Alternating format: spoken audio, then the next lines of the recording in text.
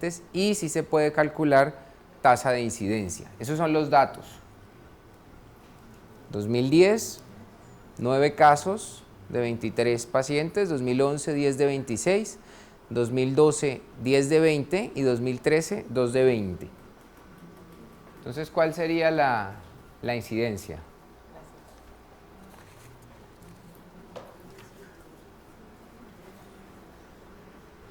Sin miedo que los estamos filmando. ¿Cuál sería la incidencia? ¿Cómo la calcularían? ¿Qué harían?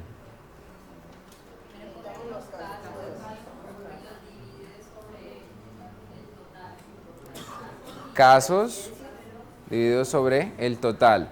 O sea, 9 sobre 23, 10 sobre 26, 10 sobre 20 y 2 sobre 20. ¿Quién está de acuerdo? No, pero no, el total me refiero a los que son casos y los verdes que son. Todos los casos entonces, 9, 10, 10, 2, sobre el total de los verdes, que son todos los pacientes. ¿Los verdes qué son? ¿Qué son los verdes? Los verdes es el total de la población para ese año. Los rojos son los candidatos positivos. Y los rojos son los casos. Ajá. Si es incidencia, tienes en el denominador que incluir los que salieron rojos y los que salieron verdes. Todos. Ajá, los que salieron rojos y los que salieron verdes. ¿Qué opinan? ¿Pero los sumo todos o...? ¿Cómo? Sí, dentro de los verdes están los rojos.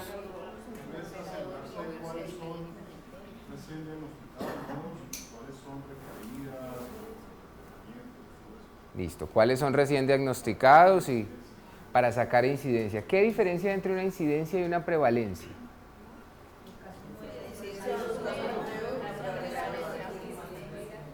¿Cuál es la prevalencia aquí?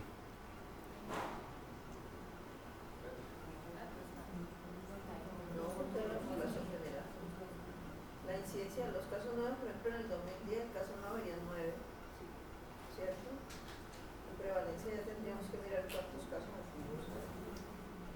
Pero si yo les digo, calculen la prevalencia en esta gráfica, con estos datos, ¿qué harían? No, porque el caso verde es la población. Ajá. Entonces, ustedes mencionan algo, algunos hablan de que incidencia es casos nuevos, ¿listo? Incidencia y prevalencia hacen parte de una misma medida que se llama proporción, ¿ya? Una proporción es una medida en la cual el numerador está contenido dentro del denominador. Eso quiere decir que esto siempre va a dar en un porcentaje. Entonces, siempre que ustedes tengan incidencias o prevalencias, ustedes van a hablar de porcentajes. Yo puedo sacar una tasa aquí.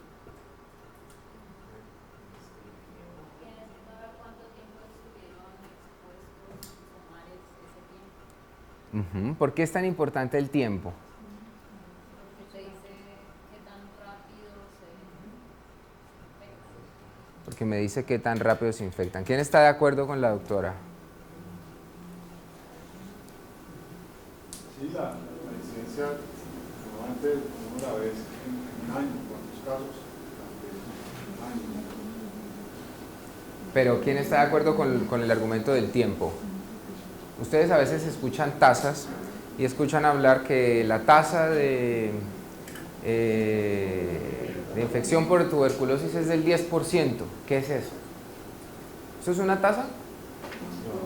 Eso no es una tasa. Entonces, hay algo importante que Vanessa menciona y tiene que ver con el tiempo. Una tasa es una medida de riesgo y como es una medida de riesgo, yo necesito tener el tiempo a riesgo de esos pacientes. Yo puedo calcular tasas en tuberculosis. ¿Qué tan fácil es calcular una tasa en tuberculosis? ¿Cuándo puedo yo definir en qué momento un paciente está a riesgo de tener algo y finalmente hace el evento? Es complicado, ¿no es cierto? Por la fisiopatología de la tuberculosis es difícil determinar en qué momento un paciente deja de estar a riesgo y finalmente se vuelve un caso. Pero aquí es importante tener en cuenta que yo necesito tener el tiempo y eso es lo que diferencia un indicador de tipo proporción de un indicador de tipo tasa. Entonces, la prevalencia exactamente es el total de los casos, incluyendo casos nuevos y casos viejos. Aquí sería del más o menos el 35%, es la suma de los rojos sobre la suma de los verdes. Miren que los rojos están contenidos dentro de los verdes, o sea que el numerador está contenido dentro del denominador, o sea, esto es una proporción. Entonces no vamos a volver a decir nunca tasas hablando de proporciones, porque en una tasa el denominador es tiempo. Vamos a ver ahora el ejemplo de la tasa. La incidencia efectivamente es el número de casos nuevos en un periodo de tiempo. Entonces, aunque incidencia y prevalencia son indicadores de tipo proporción, lo que va a definir a una incidencia es el periodo del tiempo. Eso teniendo en cuenta que yo puedo tener algo llamado prevalencias de periodo, como la que acabamos de sacar aquí, porque es una prevalencia del 2009 al 2013. ¿Ya? Entonces yo puedo tener prevalencias de periodo, o podría decir que es la incidencia del 2009 al 2013. Lo importante es que ustedes interioricen que prevalencia e incidencia son dos indicadores de tipo proporción, que son una proporción de algo. Esta entonces la incidencia 2010, 2011, 2012 y 2013, que es producto de este, que es el numerador, sobre el denominador, que es el total. Miren que nuevamente es una proporción, igual que la prevalencia, pero aquí se va contando por años. O sea que nosotros podríamos decir que la incidencia en los últimos años para este ejercicio habría aumentado o disminuido. Tiene una tendencia más o menos a disminuir, especialmente entre el 2012 y el 2013. Entonces, ya vimos que incidencia y prevalencia son indicadores de tipo proporción, pero vamos a ver un ejemplo de la tasa. La tasa siempre tiene como denominador tiempo a riesgo. Si la tasa tiene como denominador tiempo a riesgo, ¿cómo expreso yo una tasa? ¿Cuál es la medida? Si la medida de un indicador de proporción de incidencia y de prevalencia es un porcentaje, ¿cuál es la medida del indicador de la tasa? ¿Cómo lo expreso? ¿Cómo? Es una razón, sí, porque el numerador no está contenido dentro del denominador, pero ¿cómo expreso yo ese resultado? Exacto, exacto. Es tiempo, persona. Es una medida que siempre va a estar en aras del tiempo. Entonces va a estar en casos día, o casos mes, o casos año, pero siempre va a estar el tiempo, días, meses, años, minutos, segundos. Si yo no tengo tiempo en el denominador, eso no es una tasa. ¿Por qué hago mucho énfasis en eso? Porque siempre asociamos tasas o con proporciones o con otra cosa que no tiene que ver con el tiempo, pero la tasa siempre se debe medir en el tiempo. ¿Cuál es el ejemplo de esto? Esta es una unidad de cuidado intensivo. Estos son los 30 días que tiene el mes. Y estas son 8 camas. ¿Listo? En una unidad de cuidado intensivo con 8 personas yo tengo 30 días. Este es el tiempo que esos pacientes estuvieron en la unidad de cuidado intensivo. Y vamos a identificar una patología cualquiera en el tiempo. Vamos a sacarle una tasa a una determinada patología. Puede ser infección intrahospitalaria, por ejemplo. Yo necesito en el numerador el evento, ¿no es cierto? Si estaríamos hablando de tasas de infección por tuberculosis, el numerador sería el número de infecciones por tuberculosis. Si yo estoy hablando de tasa de infección intrahospitalaria, el numerador sería el número de infecciones intrahospitalarias. Yo aquí tengo 4 eventos, ¿no es cierto? Ese es mi numerador. ¿Cuál es el denominador? El tiempo. Entonces, el primer paciente, ¿cuántos días a riesgo estuvo de hacer una infección intrahospitalaria? Más o menos 11, ¿no? Desde el 19 hasta el día 30. Este, 23. Este, 17. Este, 13. Este, 20. Este, todo el tiempo estuvo a riesgo. Este, y este, 14.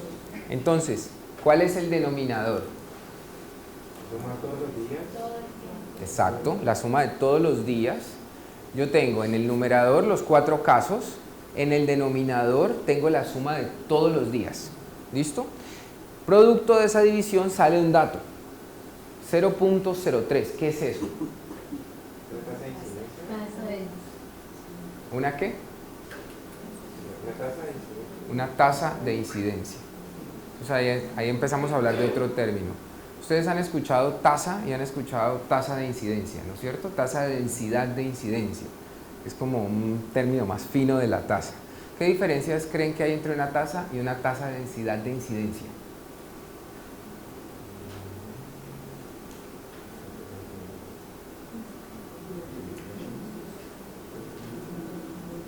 Sobre un grupo especial definido de casos que sobre un tiempo determinado. Sobre un grupo especial de casos en un tiempo determinado. ¿El denominador incluye individuos a riesgo de padecer el evento? Recuerden que en el denominador de una tasa nunca van personas, siempre va tiempo. Entonces, ¿cuál es la diferencia? La diferencia es que una tasa común o una tasa bruta, como está esta tasa aquí, involucra el tiempo hasta que el paciente haga el evento. Pero supongamos que ese paciente, por ejemplo, se hubiera quedado un mes en la unidad de cuidado intensivo y hubiera hecho el evento al día 20. Si yo voy a hablar de una tasa de densidad de incidencia, yo soy más específico en el tiempo. Y digo que el tiempo a riesgo que cuenta es el tiempo que tiene el paciente justo hasta cuando hace el evento. Entonces los otros 10 días de estancia hospitalaria yo no los contaría. Si yo estoy hablando de una tasa bruta, yo cuento los otros 10 días a pesar de que el paciente no estuvo a riesgo los 10 últimos días porque ya había hecho la infección. ¿Qué problema hay entre tener tasas brutas y tasas de densidad de incidencia? Pues que las tasas de densidad de incidencia son muchísimo más específicas. Eso significa que las tasas brutas generalmente tienden a subestimar la infección, porque si yo agrego más días acá, este número va a ser más chiquito. ¿Qué tan fácil es tener tasas de densidad de incidencia? Puede ser bien complicado, ¿no? ¿Por qué? Porque si yo voy a sacar, por ejemplo, la tasa de infección intrahospitalaria, pues yo cuento los días de estancia, o sea, el tiempo que mis pacientes estuvieron a riesgo en el hospital y cuento el número de infecciones. Pero si ese paciente se infectó en el día 5 y estuvo 20 días hospitalizado, ¿yo cómo voy a saber que esos 15 días los tengo que sacar? Tendría que coger paciente por paciente y empezar a determinar ese tiempo. Entonces es un poquito más complicado tener datos de tasas de densidad de incidencia, pero sí es importante saber que hay una diferencia, ¿ya? Así como es importante saber que cuando ustedes estén hablando de tasas, estén hablando de tiempo. ¿Por qué hago énfasis en esto? Porque todo el mundo usa mal esos indicadores. Entonces ustedes escuchan, es que la tasa de prevalencia, por ejemplo, la tasa de prevalencia es del 15%. Entonces, una cosa es tasa, una cosa es prevalencia y una tasa no es una proporción, ¿ya? Y es importante saber eso porque si yo no sé bien que el dato que estoy diciendo, la magnitud que realmente expresa, yo voy a poder pensar que un evento es una cosa gravísima y resulta que no, o que un evento es una cosa que no tiene ninguna relevancia y resulta que sí lo es. Entonces yo aquí tengo 0.03 ¿qué? Casos, días, pacientes. ¿Sí ven que allí exacto, allí las días de estancia entra a jugar? Son casos, días, paciente, ¿no es cierto? ¿Ya? Pero yo, ¿qué hago con ese dato? ¿Ese dato para qué me sirve? 0.03 casos de infección intrahospitalaria por día. ¿Qué hago yo con eso? Por cada 100 días de estancia hospitalaria tengo 3 casos, podría interpretarlo mejor. Pues, ¿Qué tengo que hacer entonces? multiplicarlo por 1000 o por... Entonces, aquí viene otro mito de los indicadores y es que a uno le han dicho que es que las tasas hay que multiplicarlas por 1000, ¿no es cierto? Eso no es cierto. Lo que yo necesito sí es tener un número entero, porque yo no puedo tener 0.03 pacientes, pues. Entonces, exacto, un pedacito, entonces yo necesito tener un número entero. ¿Y yo qué hago? Lo multiplico. Entonces, yo lo puedo multiplicar por 100 y me da 3 casos por 100 días de estancia. ¿Qué significa eso? Significa que cada 100 días yo voy a tener 3 casos. O sea que cada cuántos días yo voy a tener un caso. Más o menos cada 33 días. Si yo empiezo a contar en la unidad de cuidado intensivo que yo recreé aquí, el número de días que aportan los pacientes, supongamos que las 8 camas estuvieran ocupadas, ¿cuántos días hay el primer día? 8. ¿El segundo? 16. ¿El tercero? ¿Y el cuarto? Entonces, entre el cuarto y el quinto día, yo voy a tener mi primer caso. ¿Para qué sirve la tasa? Porque como la tasa mide la velocidad, yo puedo predecir el número de casos que van a aparecer en el tiempo. Mientras que si yo tengo un indicador de tipo proporción, si yo les digo aquí cuál es la incidencia de infección intrahospitalaria, ustedes contarían en el numerador el número de casos, 4, en el denominador el número de personas que hay, 8 personas, y eso les daría 50%. Entonces yo diría que la incidencia es del 50%, pero yo puedo encontrar 3 casos al principio. ¿Eso está bien o mal? Yo espero que la mitad de mis pacientes estén infectados, pero si yo conozco la velocidad, yo sé que el primer paciente va a aparecer entre el día cuarto y el quinto, y si yo ya tengo un paciente el primer día, yo tengo problemas. Entonces la tasa nos permite mirar, es la velocidad de los eventos, cómo los eventos van ocurriendo en el tiempo. Miren, yo también la puedo multiplicar por 1000 días estancia, por 1000 días paciente, entonces yo ya allí no tendría 3 casos por 100 días paciente, sino 30 casos por 1000 días paciente, ¿no es cierto? Bueno, entonces ya teniendo en cuenta el indicador, porque ahora les voy a mostrar les voy a mostrar la medida de la tuberculosis a lo largo del tiempo en el Valle del Cauca, en Cali, y también en el mundo y la dinámica. Vamos a hablar un poco de historia para poder entender la tuberculosis. Entonces, antes de que las bacterias existieran, este personaje que está en una caricatura es Aristóteles allí, 300 años antes de Cristo, había dicho que las bacterias se producían por generación espontánea. O sea que las bacterias salían de la nada. ¿Qué opinarían ustedes ahora de esa teoría? Pues le parece a uno como medio pendejo el tipo de pensar eso, pero es que nosotros ya tenemos muchísimas herramientas que ellos no tenían en ese momento. Y esta teoría, adivinen hasta cuándo estuvo vigente.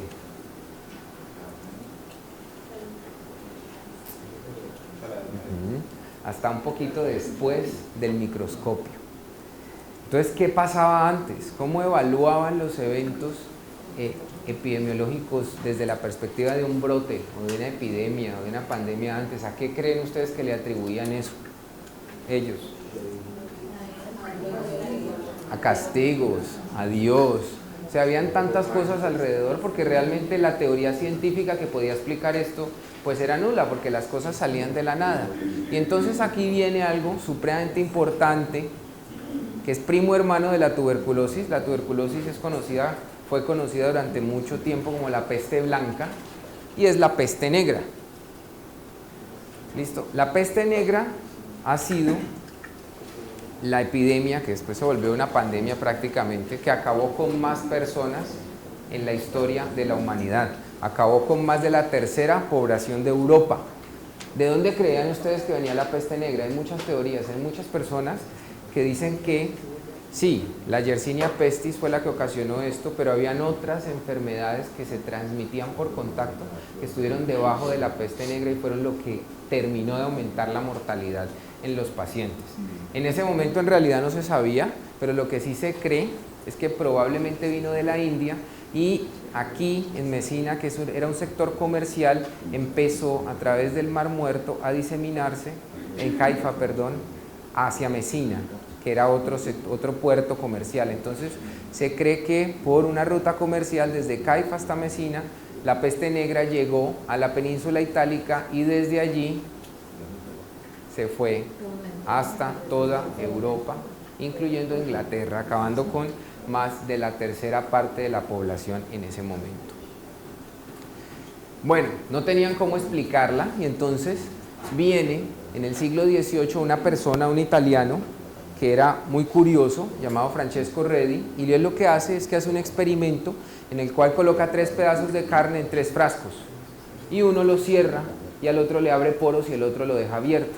Y entonces él descubre que el abierto es el que se pudre más rápido, y que el que estaba cerrado no le pasa nada. Entonces lo que él infiere allí es que probablemente las moscas no podían colocar los huevos en el que estaba dentro, o sea que el problema no venía desde la generación espontánea, sino que venía de afuera, o sea que debía haber algo que conectara el hecho de que la bacteria surgiera en la carne. ¿Qué creen que le pasó a la teoría de Francesco Redi? No, ya en ese momento no los quemaban tanto, pero sí dijeron que el tipo era un imbécil en ese momento.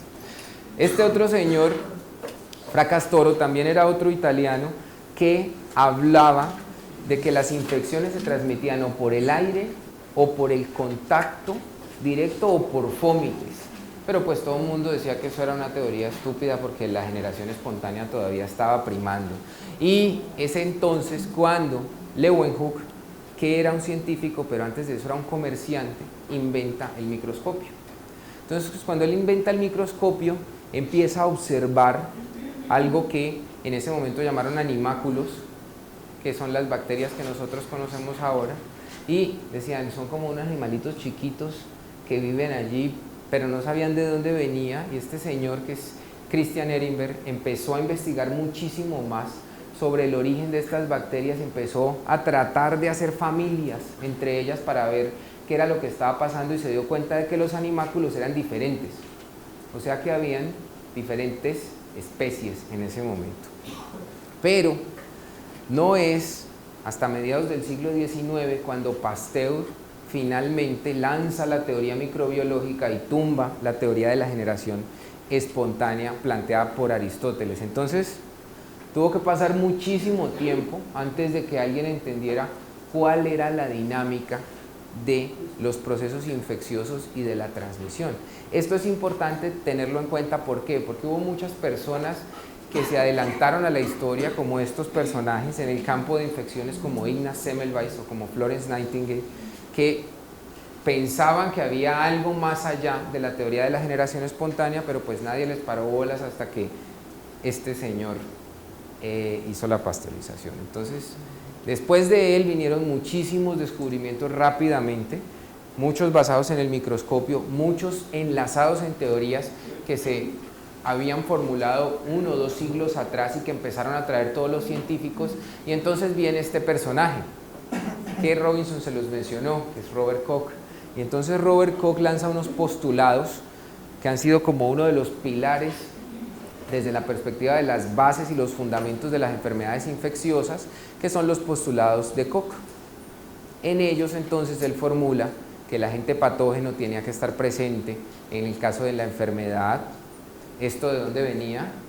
Esto venía de Francesco Redi. Miren que Koch hizo un compendio de muchos descubrimientos que se habían hecho, pero porque ya tenía con qué demostrar que eso no se lo estaban inventando, que el agente no debía aparecer en otra enfermedad, que el agente tenía que ser aislado del cuerpo mediante un cultivo puro, que debía provocar la enfermedad en un animal susceptible a ser inoculado, que es uno de los postulados que ha perdido validez para algunas patologías en especial, y que el agente debe ser aislado de nuevo en las lesiones producidas en los animales de experimentación, que es otro postulado que se rebatió. Entonces, después de esto, pues ya la gente empezó a pensar en enfermedades y a pensar en la transmisión, y adivinen cuál fue la enfermedad en la que más empezaron a pensar, que es el motivo por el que ustedes están hoy sentados aquí: tuberculosis. Empezaron a pensar mucho en tuberculosis. ¿Por qué? La tuberculosis yo creo que ha sido la enfermedad más polifacética que existe, porque ha pasado de varios contextos, ha pasado de ser una enfermedad de las clases sociales altas a ser una enfermedad de las clases sociales deprimidas, a ser una enfermedad de todo el mundo en muchos países, que no distingue ni género ni distingue clase social. Pero en ese momento, cuando la tuberculosis era una enfermedad muy importante para la nobleza europea, empezaron a hacer investigaciones de cuántos casos se empezaban a presentar de esa famosa peste blanca. Y entonces viene un dato de Europa, y miren la cifra. En Europa empezaron en el siglo XIX a censar los casos de tuberculosis y encontraron que por cada 7 pacientes había 1 con tuberculosis. ¿Qué opinan ustedes de ese dato? O sea, no es que tuberculosis estemos peor, es que siempre hemos estado mal en tuberculosis. En ese momento había un caso por cada 7 pacientes, y Europa tenía más o menos 187 millones de habitantes. Entonces, ¿cuántos casos de tuberculosis habían? Pues eso era una cantidad de casos de tuberculosis. Entonces aquí más o menos, esto ustedes lo van a seguir viendo ahora en las diapositivas que siguen, y es una adaptación de los censos de la Organización Mundial de la Salud, que es quien mejor información tiene de la incidencia de tuberculosis en el mundo. Entonces aquí lo extrapolamos al siglo XIX. ¿Qué pasaba en el resto? No teníamos ni idea. O sea, realmente en ese momento no se sabe cuál era la magnitud de la tuberculosis. De ahí nos toca saltar a 1990, que es donde empezamos a tener una información un poquito más sólida de tuberculosis. Estos son casos estimados por cada 100.000 habitantes. ¿Qué medida es esa? ¿Es una tasa? ¿Es una incidencia? ¿Es una prevalencia? ¿Qué creen?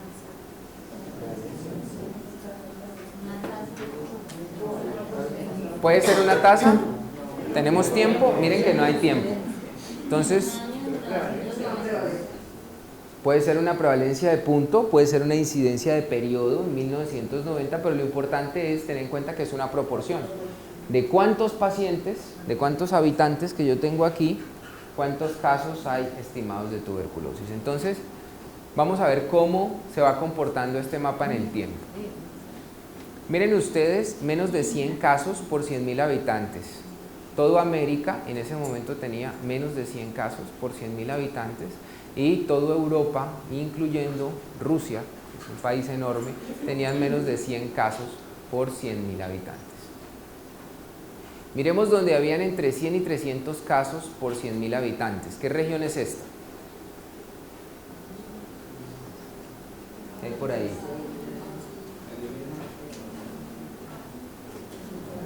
Pues por aquí está Egipto, por aquí está Turquía, ¿no es cierto? Arabia Saudita, más o menos allí. Los casos estimados eran entre 100 y 300 casos. Y algo del sur del continente, del norte, perdón, del continente africano. Entre 300 y 500 casos. Entonces, aquí el gran problema que nosotros hemos escuchado de África empieza más o menos cuando se censan en 1990 el número de casos. Miren, de 300 a 500 casos, todo África. O sea, ya de por sí aquí empezamos a notar un problema, porque si bien no estaban en rojo, que son entre 500 o 1000 casos, o más de 1000 casos, que es el granate, pues ya tenían una incidencia grande. ¿Cuál es el problema de tener incidencias grandes? ¿Cuál es la forma de transmisión de la tuberculosis? Por vía aérea. ¿Y de qué depende? Del tiempo de la exposición que yo tenga al paciente, ¿no es cierto? Entonces, si entre más pacientes tenga yo, pues ¿qué va a pasar?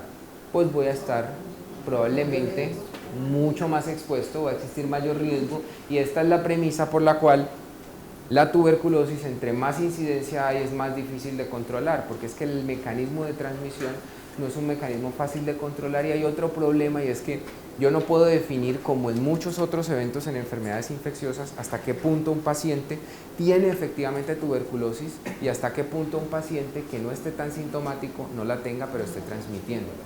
Y ese es el gran problema, que yo no puedo establecer muy claramente esa brecha, y es la razón por la cual la incidencia siempre va a aumentar. Y aquí teníamos China, y teníamos Australia por allí también. ¿Qué país es este? India. Entonces India tenía entre 500 y 1000 casos, y por acá está Malasia, ¿no es cierto? 1990. Entonces, si comparamos el siglo XIX, perdón, donde teníamos algo de datos, con 1990, ¿qué tal el panorama? Pues ha empeorado, pero la verdad es que no sabíamos qué pasaba en el resto, entonces probablemente estaba igual, pero o podía haber mejorado, pero lo que sí sabemos es que empeoró. ¿Qué pasó en Europa? Miren que en Europa pasó de verde a azul, o sea, pasó de 100 a 300 casos a menos de 100 casos, o sea que probablemente en Europa, históricamente, esto bajó. ¿Por qué pudo haberse dado eso? Esto está muy relacionado con la transmisión. ¿Por qué? La revolución industrial. Exacto. Eso influyó muchísimo en frenar la transmisión. Entonces, por eso es que muchas personas asocian la falta de progreso con enfermedades como la tuberculosis. Pero vamos a ver que como ha ido evolucionando esta enfermedad, probablemente esto ya no sea tan cierto. Casos estimados por cada 100.000 habitantes en el año 2002. Entonces aquí está el mapita de 1990 para que lo vayamos comparando. ¿Qué ha pasado? ¿Hay más azul o menos azul? Hay menos azul. ¿Listo? Eso quiere decir que la proporción de casos nuevos es muchísimo mayor. Entonces, de menos de 100 casos por 100.000 habitantes, miren que queda la parte de Norteamérica, algunas áreas de Suramérica y muchísimo menos de Europa. ¿Qué perdió parte de Europa? Rusia.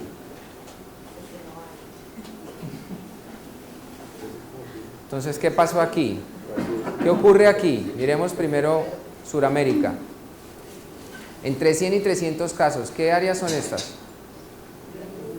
Ajá, Perú y Bolivia. Ustedes saben que nosotros somos, en Latinoamérica tenemos puntos rojos de tuberculosis. Entonces ya empezaban a mostrarse con los cambios de la incidencia desde el año 2002. ¿Y qué ocurrió acá?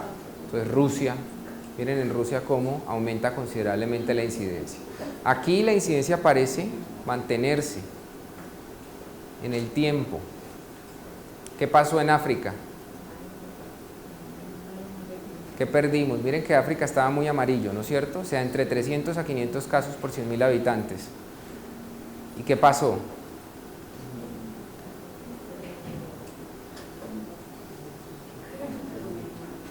¿Qué queda por aquí? El Congo. El Congo. Entonces, resulta que allí la incidencia empezó a incrementarse entre 500 a 1.000 casos por 100.000 habitantes. Miren que India prevalece igual, Australia también y China también. Estamos hablando del año 2002. Año 2007. ¿Qué opinan del azul? ¿Qué pasó? Cada vez se va poniendo peor, ¿no? ¿Qué opinan del azul? Miren, en Norteamérica se mantiene estable, pero ¿qué pasó en Sudamérica? Que ya tenemos menos puntos, ¿no es cierto? ¿Y qué pasó en Europa? ¿Hacia dónde trata de ir la menor incidencia? ¿Hacia qué países en Europa? Más hacia el Reino Unido, más hacia la parte de Alemania. Verde. ¿Qué teníamos verde que no? En Rusia sigue estando verde, o sea, entre 100 y 300 casos. Entonces ya aquí perdimos los puntos azules de Sudamérica. Ya Brasil aumenta su incidencia entre 100 y 300 casos. ¿Qué pasó aquí? Miren este punto amarillo en Europa. ¿Qué es esto allí? España, Portugal. ¿Qué otros puntos amarillos hay que no habían?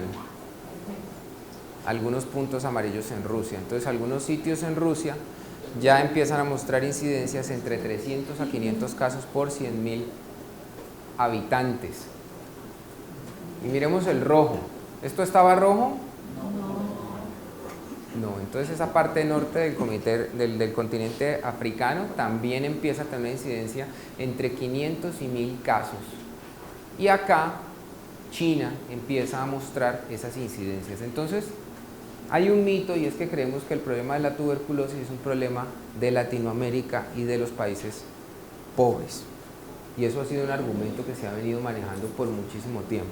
¿Qué empiezan ustedes a ver aquí? Esto es 2007, todavía no hemos llegado más. ¿Esto es un problema de Latinoamérica? No, esto es un problema de todo el mundo, de todo el mundo. ¿Y qué ocurre acá? Este es un rojo intenso. O sea, ahí la incidencia es de más de 1.000 casos por 100.000 habitantes. ¿Qué opinan ustedes de ese dato? 1.000 casos por 100.000 habitantes.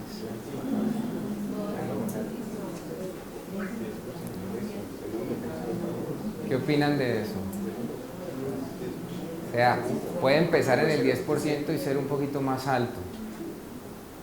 ¿Qué significa eso? Si estuviéramos allí en ese momento, ¿cuántos pacientes de tuberculosis habrían aquí? 3 o 4. Más o menos 3 o 4. Aquí tenemos un ventilador que está funcionando, aquí no hay presión negativa, y ustedes llevan sentados allí, ¿cuánto tiempo? Puertas cerradas. Entonces, ¿qué significa eso? ¿Cuál sería la probabilidad de que alguno de ustedes cayera en este momento aquí y se infectara? Estos pacientes son bacilíferos. Altísima, ¿no es cierto? Porque estaríamos hablando de más o menos 4 pacientes aquí. Entonces aquí, por eso, es que África ha tenido históricamente tantos problemas. Aquí la incidencia es mucho mayor. Aquí está Sudáfrica, donde el punto Granate pues, se hace muchísimo más intensivo, con más de 1.500 casos por 100.000 habitantes. 2010. Lo azul. ¿Qué pasó con lo azul? Y miren que hay algo muy importante, es que lo que preocupa en Sudamérica es que la incidencia se ha incrementado a una velocidad muchísimo mayor que en el resto del mundo, pues exceptuando África, pero es que en realidad ya cuando las incidencias son como el ejemplo que mostramos, pues va a ser difícil empezar a contener problemas como la tuberculosis. Miren lo verde.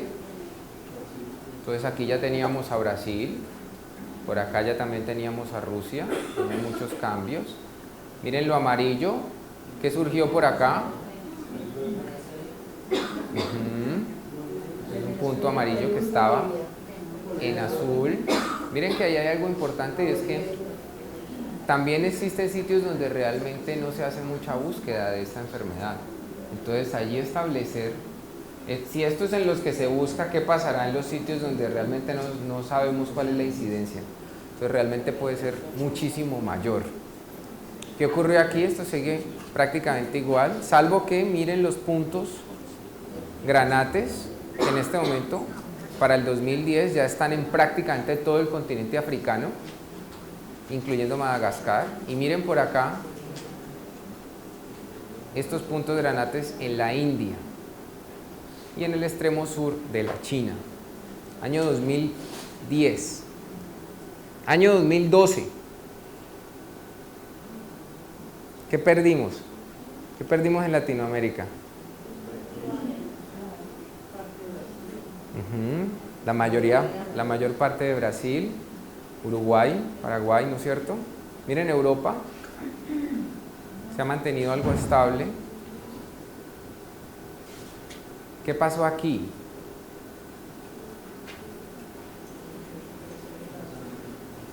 ¿Qué es esto?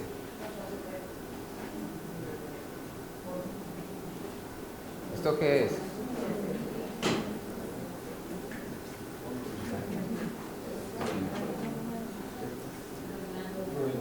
¿Qué pasó?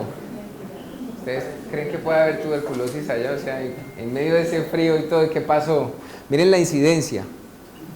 Entre 100 a 300 casos por 100.000 habitantes. Miren los puntos amarillos que se vuelven más grandes en Rusia. Pero miremos lo rojo. Entonces uno diría, ¿ya eso es solamente lo rojo? No, porque es que lo granate aumentó. Año 2012. Listo, entonces, ¿qué conclusión sacan ustedes a lo largo de la mirada histórica de la incidencia de tuberculosis en el mundo?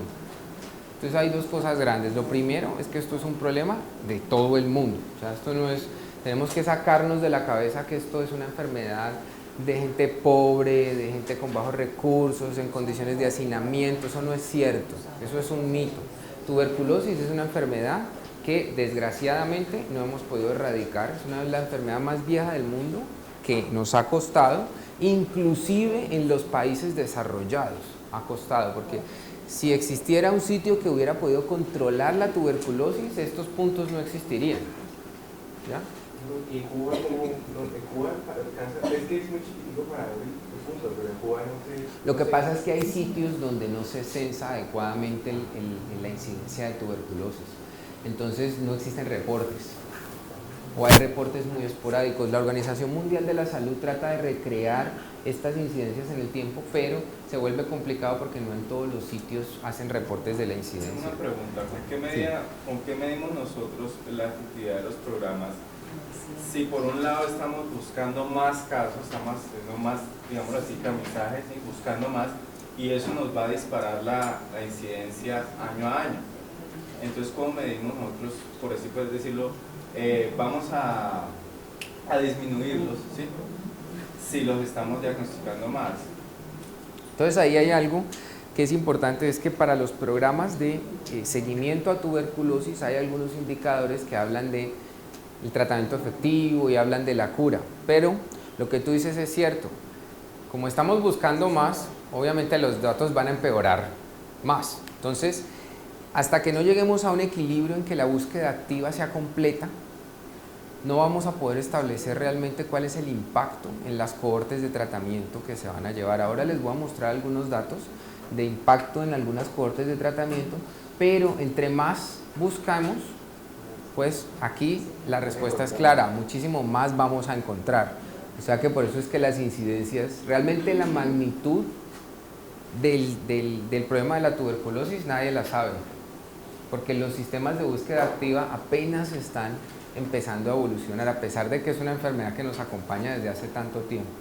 Entonces es cierto, por eso se hace un poco difícil a veces medir la efectividad de un programa de control de tuberculosis. Bueno, ¿y qué pasa en Colombia? Entonces estos son datos del año 2006. Miren que tiene la misma dinámica, ¿no? ¿Dónde hay rojo? Para el año 2006, ¿no? O sea, aquí cambia, es el número de casos, ¿ya? Entonces las convenciones están, pero miren que el rojo son más de 100 casos, ¿listo? Por 100.000 habitantes. En el año 2006, Amazonas. La densidad poblacional puede afectar el valor, porque la verdad es que muchas de las...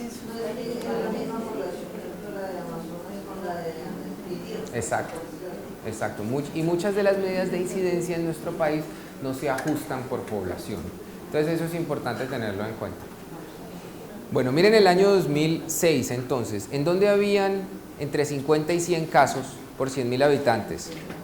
Por acá, La Guajira, Chocó y el Meta, ¿no es cierto? Año 2010.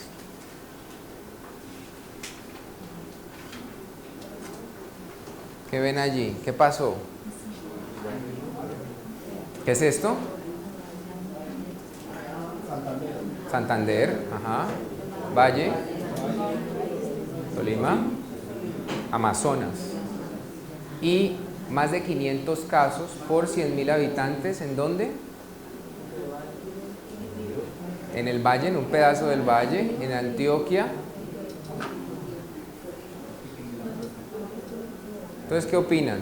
¿Será que estábamos avanzando igual que en el resto del mundo? Tiende uno a pensar que es peor, ¿no? Eso puede deberse a que la búsqueda activa ha evolucionado rápido en nuestro país. Son los sitios donde tiene mejor puede haber multiplicado el reporte de casos de una manera Exacto. gigante, no había Claro, porque no había un sistema juicioso, y ese es el problema de los sistemas de vigilancia activa en nuestro país, que cuando no hay un sistema juicioso uno puede creer que toda la carga de una enfermedad la tiene un solo departamento y resulta que es el departamento que tiene mejor vigilancia. O puede que en otros no se haya implementado, entonces si yo no veo el problema, pues no lo tengo, nunca voy a tener el problema. Esta es la incidencia por 100.000 habitantes, o sea, esta es una proporción de tuberculosis y BCAS positivo desde el año 2001 hasta el año 2012 en el Valle del Cauca. Miren, por cada 100.000 habitantes, miren la proporción de baciloscopias positivas y tuberculosis de todas las formas. ¿Qué pueden inferir ustedes con este dato?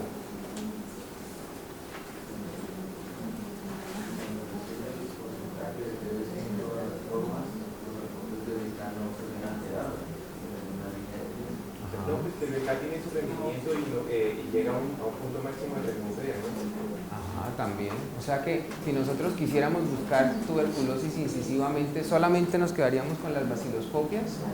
No. Entonces el gran problema de la búsqueda activa está en que hay que pensar en tuberculosis en todas las formas, porque miren que la incidencia de tuberculosis de todas las formas ha alcanzado proporcionalmente en el tiempo hasta duplicar la de las baciloscopias positivas. Entonces es algo en lo que hay que pensar en tuberculosis, especialmente en esta región.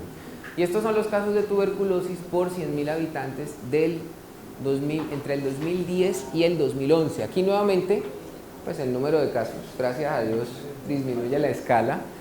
Azul menos de 15, verde entre 15 y 20, amarillo entre 20 y 30 y rojo más de 30. Entonces vamos a mirarlo con todos los colores.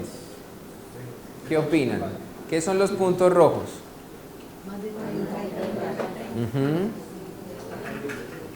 ¿Este es? Cali. ¿Este qué es? Grandote, Buenaventura. Ajá, Florida, Cerrito, Tuluá, Buga, Bolívar, Caicedonia, Anserma. ¿Qué opinan de los puntos rojos? Siempre hemos creído en el Valle del Cauca que el problema es Buenaventura, ¿no es cierto? Pero eso tampoco es cierto, el problema no es Buenaventura. ¿Qué podríamos decir? ¿Cuál es el problema? El problema está regadito, ¿ya? Y si revisamos la incidencia de 20 y 30 casos por 100.000 habitantes, pues ahí está ya comprometido más de la mitad del mapa del Valle del Cauca. Entonces, ¿esto es un problema de Buenaventura? No. Esto no es un problema, entonces es el segundo mito. Esto no es un problema de Buenaventura. Entonces yo no puedo decir que si el paciente que yo recibo no viene de Buenaventura, yo no le sospecho una tuberculosis, porque puede venir de Cali, y Cali es un punto rojo. Miren la comparación de la incidencia de casos por 100.000 habitantes de tuberculosis en municipios que son municipios de alta carga para la enfermedad entre el 2009 y el 2012. Este es el Valle del Cauca, que tiene un promedio de incidencia de tuberculosis de ¿cuánto más o menos? Más o menos entre 38, 40, ¿no es cierto? Miren Cali. Cali es superior, exacto. Miren Cartago. ¿Quién creería? Miren Buenaventura. Sí, claro, Buenaventura la tiene altísima, pero esto no quiere decir que esto es despreciable, ¿no? Estamos hablando de casos por 100.000 habitantes. Y miren Buga.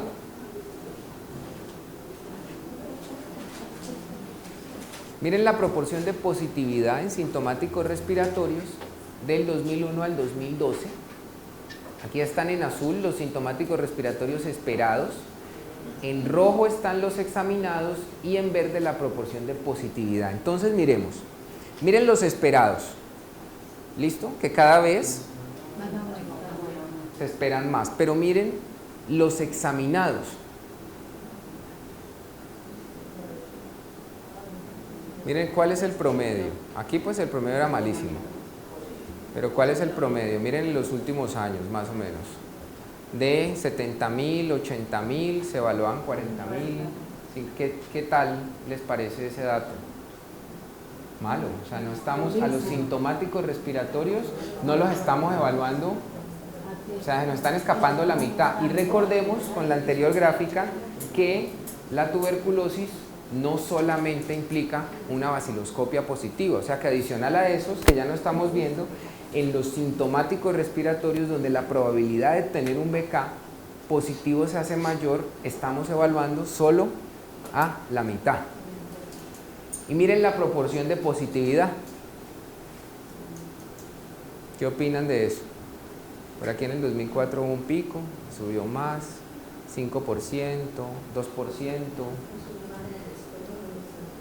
3%. O sea, es muy proporcional en los examinados los que han salido positivos en el año. Y hay algo importante, y es que la proporción de positividad es baja. Entonces eso quiere decir que tenemos que pensar siempre en otras formas de tuberculosis y tenemos que pensar siempre en tuberculosis con baciloscopias negativas inclusive. Esto es difícil, ¿por qué? Porque ¿qué contradice esto? Esto contradice el sistema de vigilancia, ¿ya? Y ahí viene el gran problema. Exacto, exacto. Pero cuando dejan al libre albedrío del clínico que no sospecha. Entonces esa es una brecha grande que hay entre nosotros, los trabajadores de la salud, y el sistema de vigilancia. Porque miren que no es uno ni dos pacientes, es una cantidad de pacientes los que se están quedando, no, digamos que entre por fuera y no saber qué hacer con ellos. ¿Cómo se calcula lo esperado del sintomático respiratorio? O sea, yo puedo saber en Cali cuántas personas van a proceder de alguna forma o algo así, ¿no? Así suena chistoso así. Yo puedo calcular con las incidencias que tengo, más o menos, en unos índices endémicos que sacan generalmente las secretarías de salud, cuál es el límite que yo puedo esperar, hasta cuántos pacientes puedo esperar que se incremente. Entonces, con la incidencia que tienen de sintomáticos respiratorios, de más o menos 30 meses atrás, empiezan a calcular. Ustedes han escuchado hablar de la figura de los índices endémicos. Ya los índices endémicos se basan en un histórico que puede ir de 30 meses o más de datos. Y esos datos permiten, mediante una construcción logarítmica, predecir unos límites superiores o inferiores en los que se pueden mover los datos en el tiempo. Entonces esa es una de las maneras de hacer el cálculo. A nivel de secretaría hacemos una programación y se toma la proyección de la población DANE del año en curso. Entonces a esa población DANE le sacamos el 50% y a ese 50% de la población mayor de 15 años y a ese 50% le sacamos el 5%. Esos serían los sintomáticos respiratorios que nosotros esperamos tener. Entonces, eso es lo que el doctor pregunta, es importante porque con esa programación nosotros decimos, bueno, Cali espera tener 30.000 sintomáticos y de esos 30.000 espera uno que salga del 4 al 5% positivos. Listo. Bueno, entonces, miremos ahora la clasificación de casos nuevos de tuberculosis por BK entre el 2004 y el 2012 en el Valle del Cauca. Miren, aquí están los años. Va desde el 2004 al 2012, miren las baciloscopias positivas, los BK positivos, que están en amarillos. Miren la proporción de BKs negativos. ¿Qué opinan ustedes de esto a lo largo de los años? Aumentado, ¿no es cierto? ¿Eso qué significa? Entonces, nuevamente, que hay que buscarla porque miren, la proporción en los últimos años, miren, 18%, 30% aquí, 23%. ¿De qué depende que yo busque? ¿De qué? De que conozca la enfermedad. ¿Y de qué más? Porque le haya un familiar también. Factores de riesgo. Entonces, ¿quién mueve el sistema? Nosotros. O sea que estos datos empiecen a fluir más y empecemos a encontrar más casos, depende de qué? Del juicio clínico que nosotros tengamos para empezar a buscarlos, para empezar a buscarlos. Así vamos a poder empezar a comprender muchísimo mejor qué es lo que pasa. Y estos son los casos de tuberculosis en el año 2003 en Santiago de Cali reportados. Entonces, ¿qué es esto? ¿Cómo? Exacto, eso sí lo ve. Más de 100 casos reportados. ¿Y esto qué es? El Centro, el Calvario, Sucre. Y este, que son entre 50 y 100 casos. Obrero, Primitivo Crespo. Un poquito de la autopista. Para allá. Comuna 12 y Comuna 10 y Comuna 8. ¿Qué opinan del resto de la ciudad?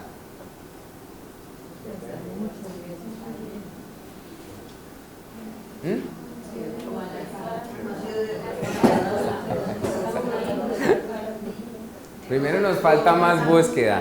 Segundo, igual hay en toda la ciudad. Entonces, ¿por qué hago mucho énfasis en eso? Porque tenemos que desmitificar esta enfermedad si queremos empezar a diagnosticarla. ¿Ya? Entonces, no, pues es que el paciente no viene de Sucre ni viene del Calvario, que el paciente viene de San Fernando, pero igual hay, ¿ya?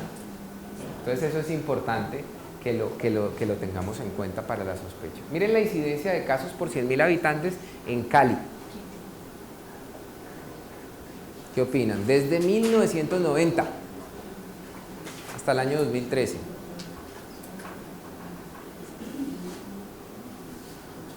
¿Qué opinan? ¿Eso es poquito? ¿Mucho? Entonces aquí viene, ¿comparado con qué? ¿Comparado con qué es poquito o mucho?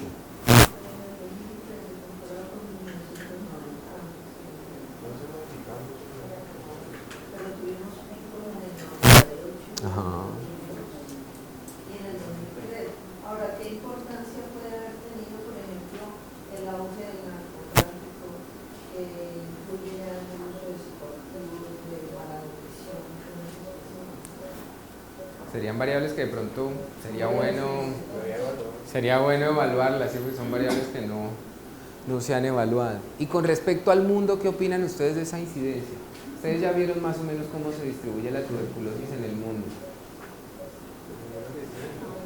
Pues obviamente mejor que Sudáfrica y el Congo, que sí estamos, ¿no es cierto? Que tienen más de 1.000 casos por 100.000 habitantes, pues eso sí no cabe duda. Pero pues estamos también. Una cosa es decir que estamos mejor, pero otra también es, si estamos viendo que la tendencia mundial es aumentar los casos, eso nos está diciendo que aquí no lo estamos buscando. Sí, claro. Muy buen punto, exacto. Otro importante allí es mirar cuándo empezó la ley 100, la descentralización. Eso sí fue un impacto enorme. Exacto, sí, exacto. Esos dos puntos son supremamente importantes. Y así hay algo que menciona el doctor que es supremamente importante y es, bueno, estaremos cambiando nosotros si el comportamiento del mundo va a que cada vez la incidencia aumenta. ¿Será que nosotros estamos cambiando de verdad? ¿No? ¿Ustedes qué creen con la mano en el corazón? Para nada, ya no lo ha hecho nada. Y con este sistema de salud mejorando, con la ley que cada vez.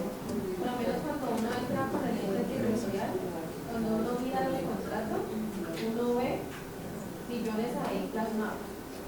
Y cuando uno entra a que le den la gente pues para lo que es el PIB, para que le den la gente va a ir a buscar, es ahí porque todo queda en papel, la gente fantasma, entonces ahí donde entra la gobernación, entra todo el mundo a decir, bueno, ¿y usted por qué no busca? Entonces a mí me pasó un caso especial cuando yo cogí el programa, ahí no había nada. No había nada. Entonces, a mí me dio risa porque una vez, a mí me dio risa porque la gente de Cosalí decía, bueno, yo ya dónde voy a sacar gente porque los contratos existían, pero usted sabe que la plata se pierde, ¿no? Entonces, cuando Jerry me dice, dijo cosas, pues si quiere le traigo un loco de Cali y le inventamos a todos aquí estamos. Entonces yo le dije, Lo hace y le pagan. Ay, no. entonces de tanto pelear y pelear hasta que por fin, solamente por 6 meses, me pasaron 5 auxiliares y con eso pude como cumplir la meta y gracias a Dios. Bueno, ¿y qué información levantaste? De tu experiencia, ¿qué información levantaste con esa búsqueda de Tengo las...? 6 pacientes. Ah, Y sí hay, porque decían que Claro. en Agua no había. Y sí Pero hay. ahí parece. Y ya tengo 6 pacientes. Entonces es una lucha porque prácticamente yo sí sola porque hasta la señora me la quitaron. Porque mire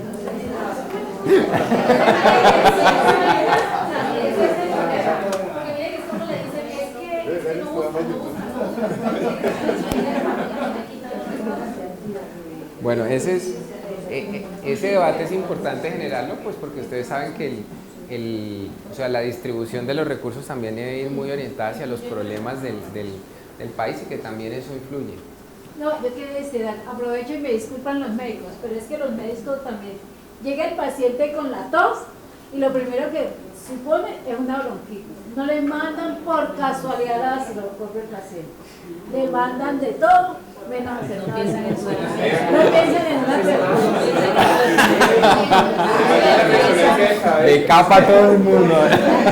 No, pero miren que sí es, o sea, el problema es un cúmulo de varias cosas, o sea, porque es un problema de dificultades en presupuesto, algunas dificultades administrativas, también algunas dificultades en los clínicos, que a veces no la pensamos con la magnitud que tenemos y de pronto tratamos de encasillar a un prototipo especial de paciente para creer que este es el paciente con tuberculosis y entonces nunca le sospecharíamos tuberculosis a un determinado prototipo de paciente. Eso es algo que tenemos que empezar también a cambiar desde el diagnóstico. ¿Y cómo harían, por ejemplo, las instituciones gubernamentales para controlar a las EPS, por ejemplo, por así decirlo? Porque las EPS tienen la mayoría del control de los pacientes. Por ejemplo, si nosotros tenemos un programa de tuberculosis y por X o Y motivo hay una cápita, ¿cierto? Entonces, si los programas de promoción y prevención se supone que debe manejarlo la EPS, ¿por qué si hay contratación de cápita, eso interfiere y va a interferir por los manejos de... Yo tengo la respuesta.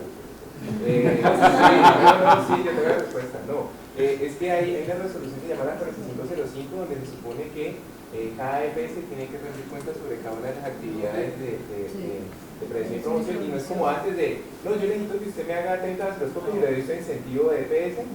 No, ahora ya se supone que va a salir o sea, que se supone que usted tiene, no sé, salud X como EPS, entonces salud X le tiene que dar a usted pues como un hemograma, pues, una atención prioritaria de adultos sanos y cosas de estas, y su número de células tiene que ir con los respectivos soportes. Pues en teoría eso es lo que va a funcionar, ¿no? Y se supone que con eso es que van a controlar el flujo de esa es una de las barreras que hay que impedir. Claro, esa es una, de pronto lo que dice el doctor, lo que ha hecho la 4505, pues trata de darle respuesta a esto, es poder tener realmente un censo que no sea algo ficticio de cómo es el comportamiento de la población que cada una de estas instituciones atiende y cada una de estas EPS atiende. Pero pues sí, también tenemos que esperar, pues lo de la 4505 ha sido algo que ha entrado en vigencia desde ya hace un tiempito, pero una cosa es que entra en vigencia, otra cosa es que empiece a articularse y a moverse, entonces dependiendo de esa dinámica vamos a ver posiblemente qué haya pasado. Miren la distribución de casos nuevos y recaídas de tuberculosis en el año 2013. Casos nuevos. Entonces la mayoría de los casos son ¿qué? Pulmonares. ¿Listo? Eso también que nos pone a pensar que no todas las tuberculosis pulmonares tienen baciloscopias positivas, ¿no? Ojo. Entonces hay que buscar cosas, hay que tratar de generar más argumentos desde la clínica para establecer la sospecha de un paciente de estos, porque inclusive se nos pueden escapar en la proporción más prevalente que es tuberculosis pulmonar. Es importante tener eso en cuenta. Esta gráfica habla de la distribución y la incidencia por 100.000 habitantes de casos nuevos y recaídas de tuberculosis en el año 2012 en Cali por grupos de edad. Ustedes ven aquí el número de casos en hombres, que son los azulitos oscuros, el número de casos en mujeres, que son estos rojos de acá, y aquí tenemos la incidencia hombres y mujeres. ¿Qué opinan ustedes de esto? ¿Dónde está el mayor número de casos?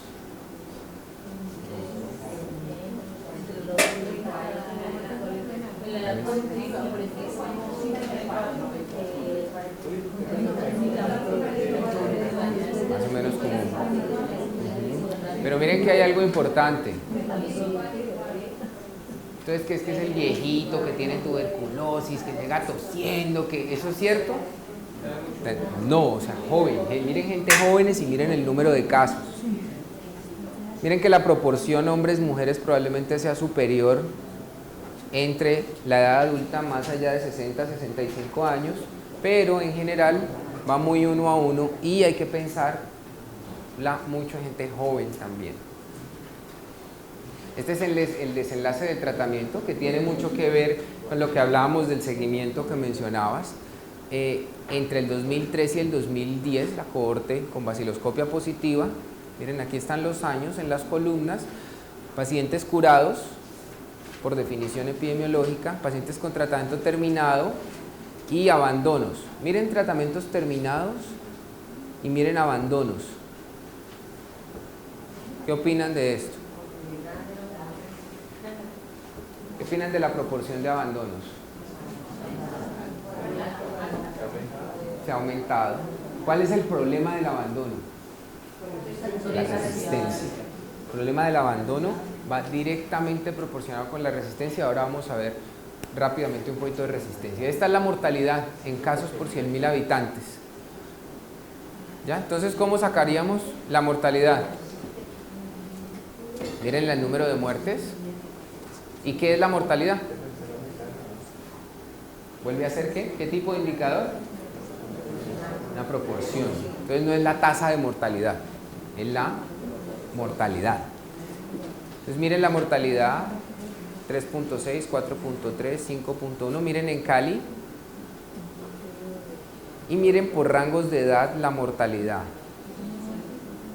Miren en gente de 31 a 45 años, 22%. ¿Cuál es el problema de estas edades? Que son personas que... Exacto, la productividad. Entonces se ve bien afectada, miren. La proporción mayor de 60 es 34, pero 28, 22% también es un dato grande. Y miren el 15% en pacientes de 15 a 30 años. Entonces eso es algo preocupante.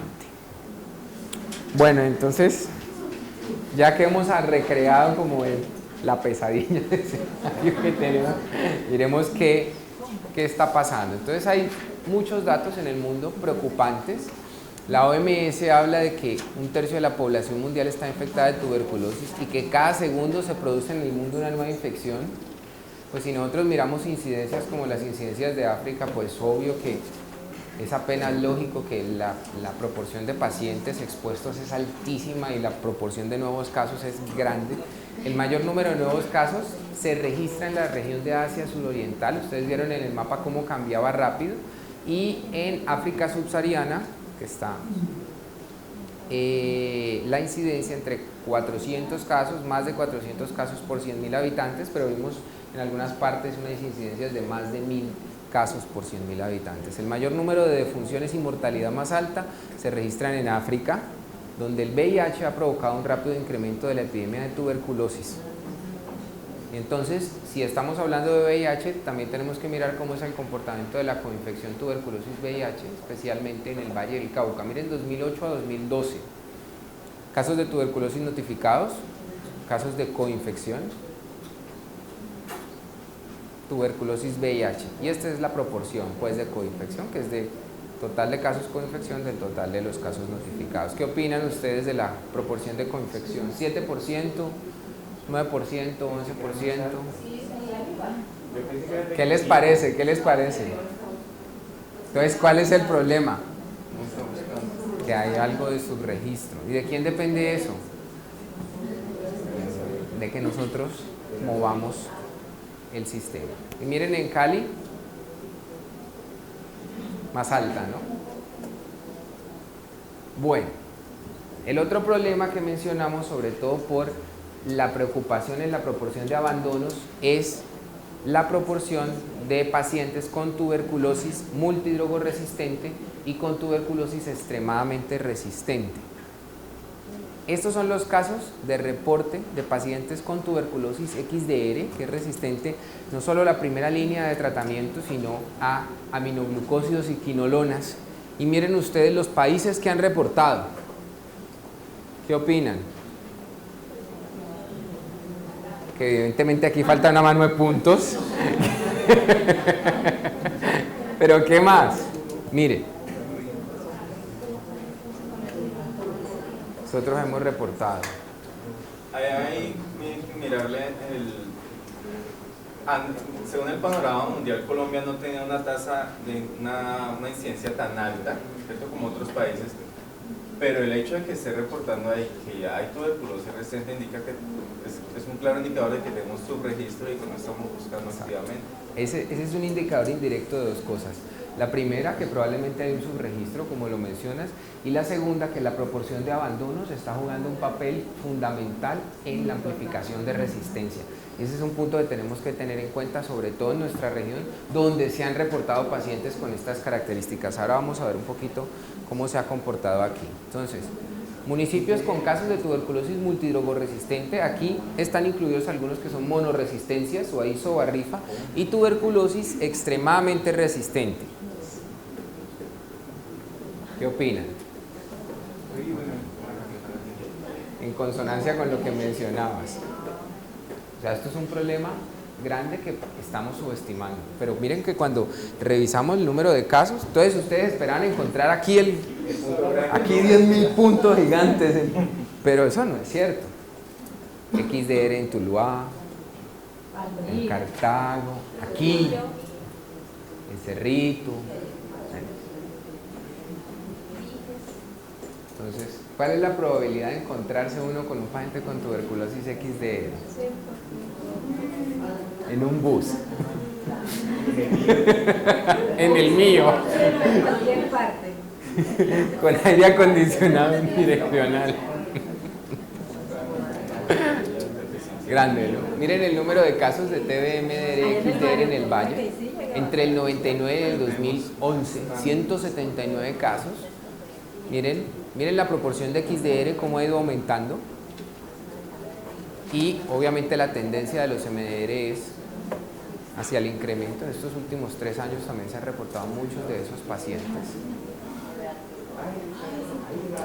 El número de casos de TB, MDR, XDR desde el 99 al 2011 se ha cambiado, porque obviamente ya hay muchísimos más rojos aquí en el resto de los municipios, pero miren lo que mencionábamos, Cali, efectivamente. Número de casos de TBD, MDR y XDR en Cali. Aquí faltan unos XDR, 2 XDR del 2013 y faltan el 2014 también. O sea que esto es algo. Entonces, si la incidencia de tuberculosis empieza a aumentar, la proporción de abandonos empieza a aumentar, la incidencia de tuberculosis multidrogoresistente empieza a aumentar, probablemente las probabilidades aquí se empiecen a volver como el ejemplo que dijimos de África. Y la probabilidad de encontrar un paciente con tuberculosis multidrogoresistente pues se haga mucho mayor. Bueno, pero no todo es malo. O sea, lo importante es que quedemos bien sensibilizados con que, sí, Rosy. Una cosita, este año había un aumento de los casos resistentes a isoniazida nuevos, que nunca han estado expuestos al tratamiento, pero algo está pasando con la transmisión. En Cali hay más de 22 casos nuevos de monoresistencia que no han estado expuestos nunca a la... Esta es una variable de este año. Han habido muchos casos resistentes nuevos. Y uno pensaría que pues es previamente tratado. Esa pregunta es buena. ¿Y tienen algún antecedente de tratamiento o les habían dado isoniazida? Nada. No, son nuevos. A veces no requieren un contacto epidemiológico cercano. Rosy los terminó de asustar. Pero sí es una llamada de atención porque algo está pasando con la cadena de transmisión. Es muy importante la vigilancia epidemiológica. Ese punto es supremamente fundamental porque eso significa que estamos fallando en la transmisión. Si algo está pasando con la transmisión, porque no tiene por qué haber pacientes con monoresistencia que no hayan estado expuestos. La única manera es que sean contactos de un paciente que haya sido así. Y ese es un fenómeno que se ha visto a lo largo de los años en Buenaventura, entre las familias. Que hay familias que son famosas porque son contactos de otras y tienen la misma cepa, exacto. Entonces, si eso se amplifica, pues obviamente nos va a ir peor. Bueno, en prevención vienen 12 proyectos de vacuna contra la tuberculosis que están en fase de ensayo clínico. Esperemos que avancen mucho más rápido. Ya está la técnica de amplificación genómica con GeneXpert o con Genotype. Y en tratamiento en el último año hay 2 nuevos fármacos para uso en enfermos con tuberculosis MDR que se llaman el de la manid, que lo van a ver, y la bedaquilina, que lo van a ver a lo largo del curso cuando empiezan a haber tratamientos.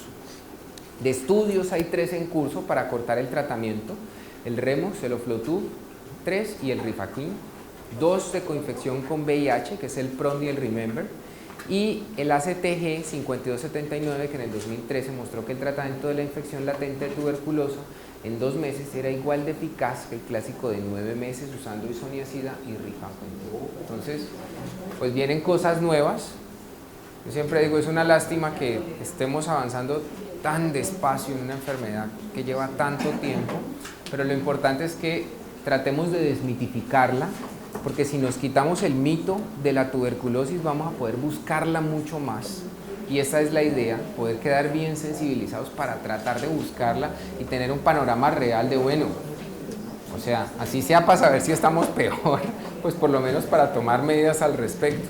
Entonces es importante tenerse en cuenta. Bueno, con esto entonces cerramos el módulo del día de hoy. ¿Tienen alguna pregunta? ¿Están preocupados? ¿Consternados? Sensibilizados. ¿Asustados? ¿Sensibilizados? Yo creo que sí quedaron, ¿no es cierto? Bueno, esa es la idea entonces. Muchísimas gracias. Vamos a hacer ahora vamos a hacer el póster. ¿No alcanzamos?